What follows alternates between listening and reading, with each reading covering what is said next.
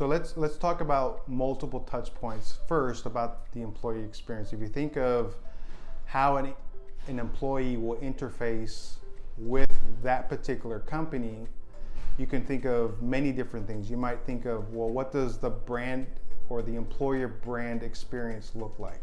What does the company sort of express to the market about what working at this company looks like? So that's like the employer brand.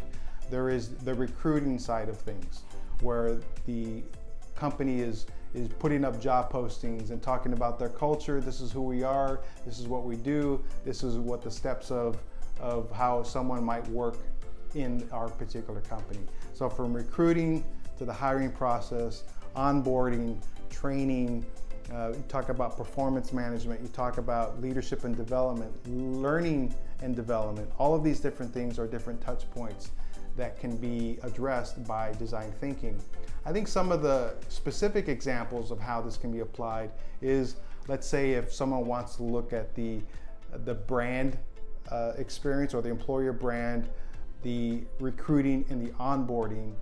Those are very specific elements. So if anyone has ever been looking for a job, and if they've ever been contacted by a recruiter, they've made their application, that can sometimes be a very frustrating process.